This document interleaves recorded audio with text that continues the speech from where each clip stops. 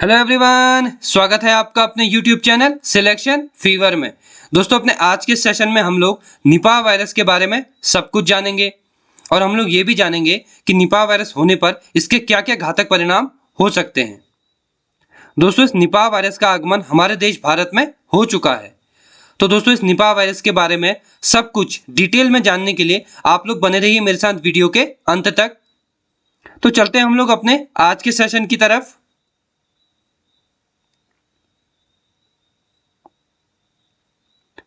दोस्तों, सबसे पहले हम लोग जानेंगे कि निपाह वायरस क्या है। तो ये जो निपाह वायरस है, ये एक जूनोटिक वायरस है। जूनोटिक वायरस मतलब जो जानवरों से इंसानों में फैलता है। और ये जो वायरस है, ये फ्रूट बैट यानी कि फलों को खाने वाले चमगादड़ से इंसानों में फैलता है। और ये वायरस आमतौर पर सुअर या कुत्ते आदि से भी इंसानों में फैल सकता है। और दोस्तों, ये इंसानों में अगर एक बार हो गया तो उसको काफ़ी गंभीर बीमारी बना सकता है, जैसे कि उसके श्वसन तंत्र पर यह बुरी तरह प्रभाव डालता है।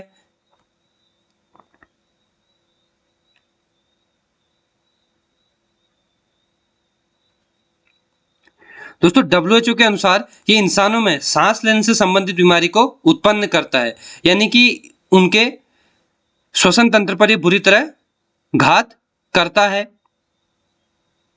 और दोस्तों, ये वायरस एक इंसान से दूसरे इंसान में भी बहुत ही तेजी से फैलता है, जैसे कि आप कोविड-19 का एग्जाम्पल ले सकते हैं।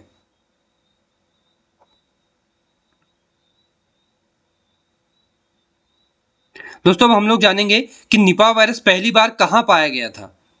तो 1995 में पहली बार यह वायरस टेरोपस जीन्स नामक चमगादड़ में पाया गया था।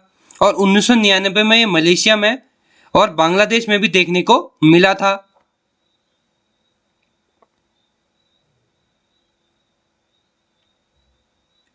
दोस्तों, अब हम लोग जानेंगे कि निपाह वायरस के स्रोत क्या हैं। तो इसका जो नंबर 1 स्रोत है वो है फ्रूट चमगादड़ में सबसे पहले देखने को मिला था, जिनसे ये जानवरों और इंसानों में फैला था। और उसके बाद ये देखने को मिला था सुअर में, जो इसका दूसरा वाहक आप कह सकते हैं, जिनके द्वारा ये वायरस इंसानों के भीतर प्रवेश कर गया था।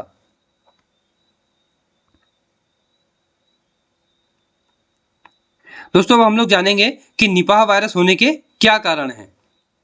तो इसका जो पहला कारण है वो ये है कि यदि आप चमगादड़ द्वारा खाए हुए किसी फल को गलती से खा लेते हैं तो आपको निपाह वायरस होने की संभावना बहुत ही बढ़ जाती है। और इसका जो दूसरा कारण है वो ये है, यदि आप इस वायरस से संक्रमित किसी सुअर का मीट खा लेते हैं तो भी आपको निपाह वायरस होने की संभावना बढ़ जाती है। और इसका तीसरा कारण है, यदि आप किसी निपाह वायरस से संक्रमित मनुष्य के संपर्क में आ जाएं तो भी आपको निपाह वायरस होने की संभावना बहुत ही बढ़ जाती है।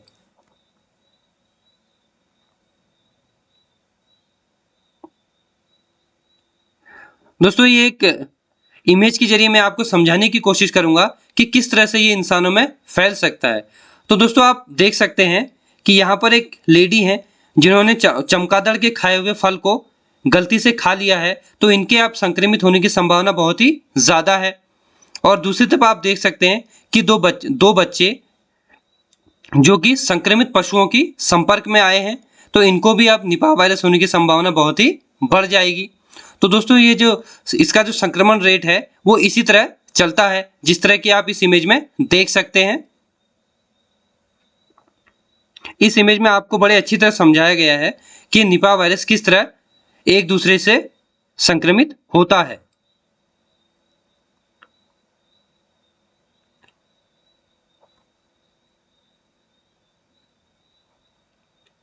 तो दोस्तों, इस वायरस के होने के क्या लक्षण होते हैं। तो दोस्तों, पहला लक्षण है आपको कफ के साथ बुखार आएगा और आपको सांस लेने में तकलीफ होने लगेगी। और इसका जो दूसरा कारण है वो ये है कि आपको बुखार, सिर दर्द, शरीर में दर्द, उल्टी, खराश, थकान, नींद का ना आने की समस्या शुरू हो जाएगी। और इसके जो लक्षण है वो 5 से 14 दिन या फिर 45 दिन तक रह सकते हैं।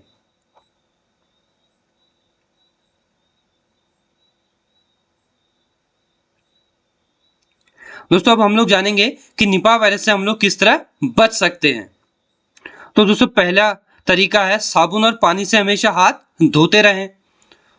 और दूसरा तरीका है कच्चे खजूर के फल खाने से और उसका रस पीने से बचें। और तीसरा जो है वो है निपाह से मृत इंसान का अंतिम संस्कार अकेले में किया जाए। और चौथा है बीमार जानवरों और पक्षियों को अगर आप लोग अपने पास रखते हैं तो अपने हाथ में दस्ताने और अपने मुंह में मास्क का प्रयोग जरूर करिए।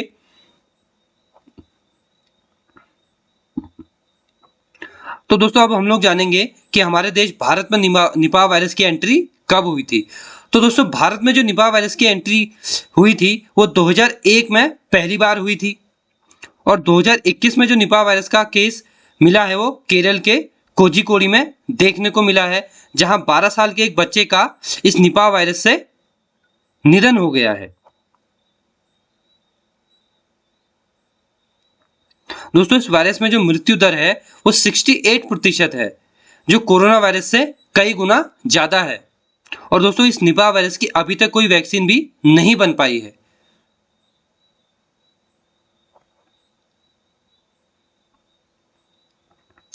तो दोस्तों एक छोटी सी वीडियो के जरिए मैंने आपको निपाह वायरस के बारे में सब कुछ समझाने की कोशिश की है। और दोस्तों मुझे आशा है कि आपको सब कुछ समझ में आ गया होगा। तो दोस्तों अगर आपको ये सेशन पसंद आया तो इसे शेयर, सब्सक्राइब और लाइक करना बिल्कुल ना भूलें। तो दोस्तों मिलता हूं आपसे कल ऐसे ही एक मजेदार और नॉलेजेबल टॉपिक के साथ। तो तब तक के लिए आप सभी को जय हिंद।